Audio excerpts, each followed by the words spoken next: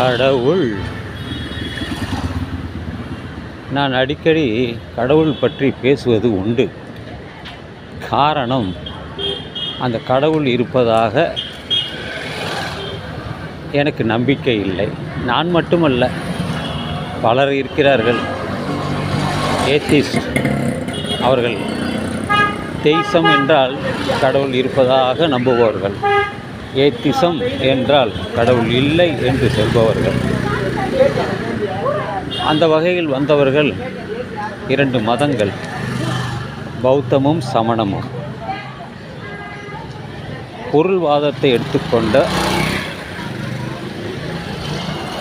அவர்களும் எல்லாமே பொருள்களால் ஆனது தான் உலகம். கடவுள் நம்பிக்கை என்பதெல்லாம் பிற்காலத்தில் தான்.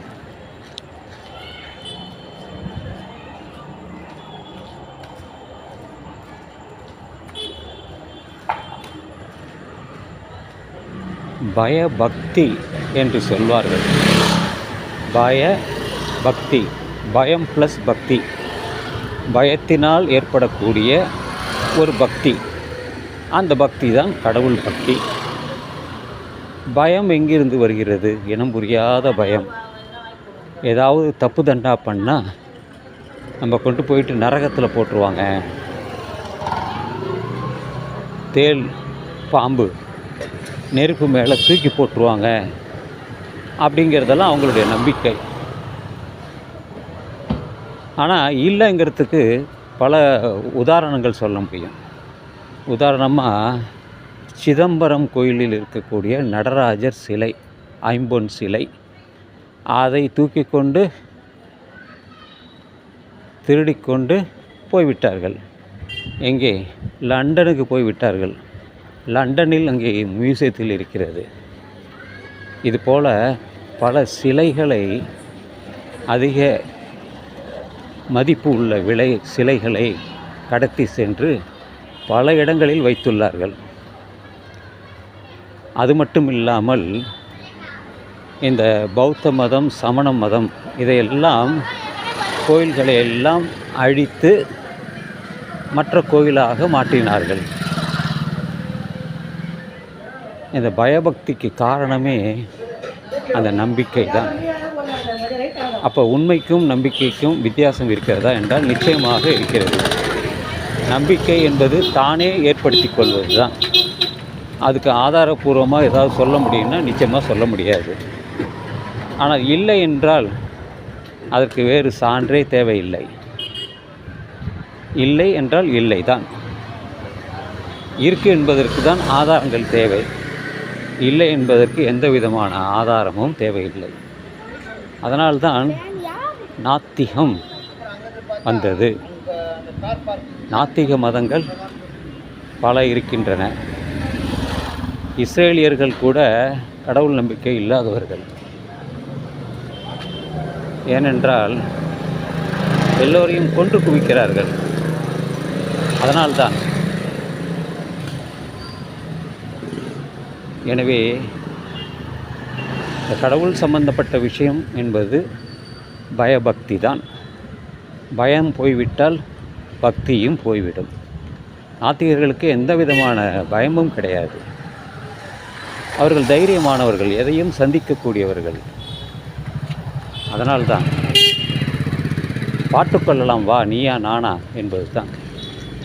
அப்படி துணிந்தவர்களுக்கு தூக்குமேடையே பஞ்சுமெத்தை தான். பயந்தவர்கள் தான் நடுங்குவார்கள், கோழைகள். இந்த கடவுள் நம்பிக்கை உள்ளவெல்லாம் கோழைகள். ஆனால் தைரியசாலிகள், எதையும் சந்திக்க தைரியசாலிகள். நீயா நானா, ஒண்டிக்கு ஒண்டி பார்த்துடலாம் அப்படிங்கிற மனப்பான்மை உள்ளவர்கள் தான். எனவே இது ஒரு நம்பிக்கை சார்ந்த விஷயம். நம்பிக்கை இல்லாத விஷயமும் இருக்கிறது. என்னை பொறுத்தவரையில் கடவுள் இல்லை, இல்லை, இல்லை, இல்லவே இல்லை. கடவுளை கற்பித்தவன் ஒரு அயோக்கியன், காட்டு மிராண்டி. இது தந்தை பெரியார் சொன்னது தான். ஆனால் அதற்கு முன்பே கடவுள் இல்லை என்று சொன்னவர் கௌதம புத்தரும் மகாவீரரும்.